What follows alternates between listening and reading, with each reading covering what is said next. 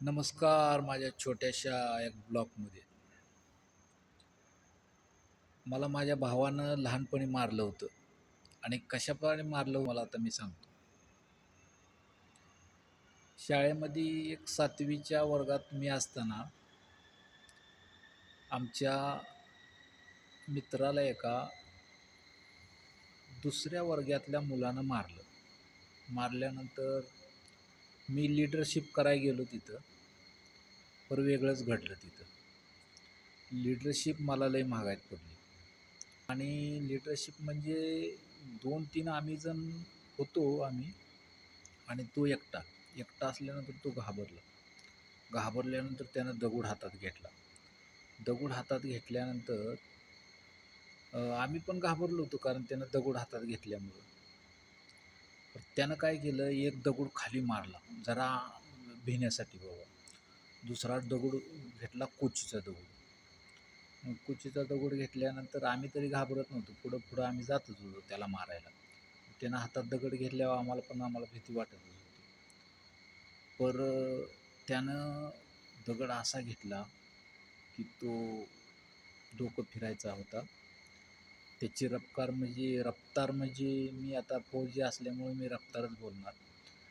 बंदुकीच्या गोळीची रफ्तार म्हणजे 2000 kilometres per second एवढे असते. तेवढा दगड फास्ट त्यानं खाली भुईवरती पहिला मारला होता आणि दुसरा पण मारला. आणि मी पुढं पाय करायला आणि तो दगड मला पायावरती लागायला. तो असा लागला की माझ्याबरोबर तो पंजा आहे ना, त्याच्या मधल्या बोटाच्या वरती लागला आणि त्याला कोच असल्यानंतर तो एकदम आत घुसला असा. आत घुसला आणि आता एवढं गोळीसारखा दगड लागल्यानंतर किती परेशानी होईल. तो दगड तो भिवून पळाला. तो पळाल्यानंतर तो दगड काढल्यानंतर रक्त काही थांबलं नाही.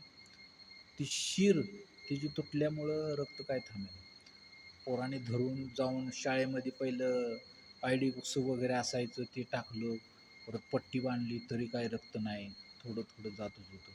मग शाळेत गेल्यानंतर बाय होते आमच्या मॅडम. त्या मॅडमनं मला म्हणलं, "हां ठीक आहे, तू भांडण कराय तुझ्याच म्हणजे गांडीत मस्ती आहे" असं म्हणून मला म्हटलं, "तू जा घरी."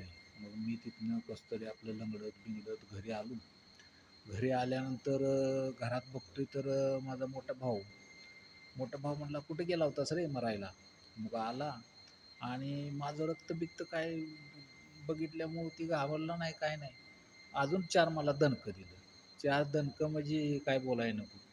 म्हणजे पहिला मार मला एवढं लागलं होतं, तरीसुद्धा मला मार बसला. पहिल्या जमान्यात असं काम होतं, असा मार होता. आत्ताच्या जमान्यात ते राहिलं नाही.